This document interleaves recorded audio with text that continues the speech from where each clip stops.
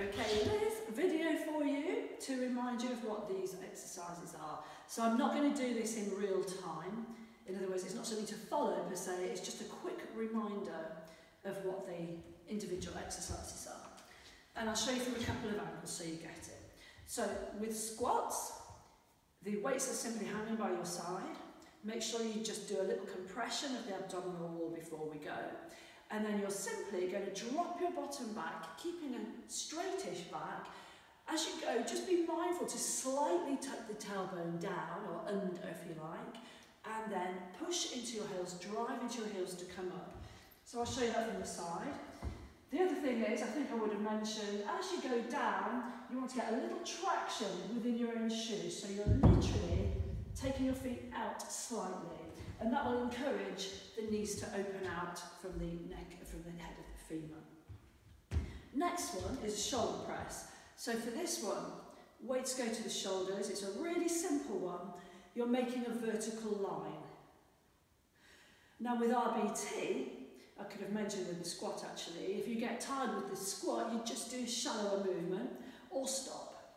With the shoulder press, you can go to alternate. I've mentioned a few of these on the sheet that I've sent to you. To progress it, you can do a crisscross, but for now, just keep a straight line. You should be able to just see the weights in your peripheral vision as you climb, and again, you need to compress the abdominal wall. Your plie, your heels are in, the weights are just hanging, and as you drop down, again, encourage the knees slightly out, or certainly not to do the opposite, and as you come up, push into the heels, and squeeze the thighs together, and also squeeze into the glutes. The more muscles we can get you working, the better. So really think about the quality of the movement as you go. And again, in time, you could put a pulse in to make it harder, or if you get tired, just don't go so deep, or stop. Remember, this is rest-based training. Standing row.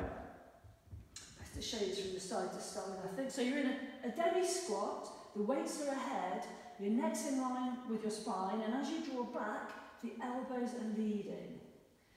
And again, you can't really progress this apart from heavier weights, but if you get tired, you'd go to a single row. Okay? Clean and press. For this one, it's a double exercise. It's the squat and the shoulder press thrown together. So you drop into your squat. As you come up, you throw the weight to the shoulder press at the top, and then neutral. So 1, 2, 3, 4, 5. If you forget anything, it'll be that one. There's quite a lot going on. Side lunge. For this one, I hope you can see my feet. We're going to go out to the side.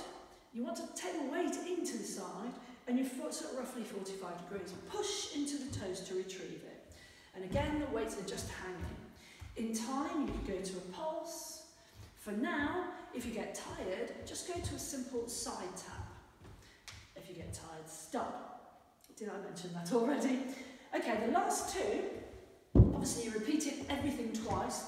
Oblique squeeze, you're holding the weight by the heads, taking it overhead, and then squeezing both limbs towards each other. Your focus here is on the obliques. After 15 seconds, you're going to change to the other side. Okay, to modify this, maybe just take the range down, or stop. Giant rhomboid, the weight's ahead of you, so again it's a one weight exercise. I'm showing you from what I believe to be the best angle. So you're holding it here. As you go round, you spin the back foot, so we're looking for as much range as possible, and as you come back, you're going to take it to the other hand. As you go round, try and keep the hand in line with the shoulder.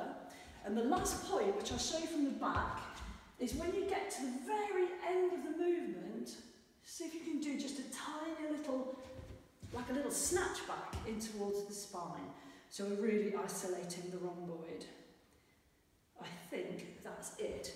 The last thing that we're going to put, we can actually do this halfway through and at the end, was 10 wall pushes. I can't really show you right now, so I've got a wall in front of me. But what you want to do is make sure that you actually put some weight into these hands. So as you go down, we want a little bit of a jolt and then gently push away. So it's a jolt and a push away. If we do 10 of those, then the 40 we're aiming for per session, you're halfway there already, if obviously you're doing it twice. I hope that helps. If you're stuck on anything, please email me, and I'll see you on Wednesday.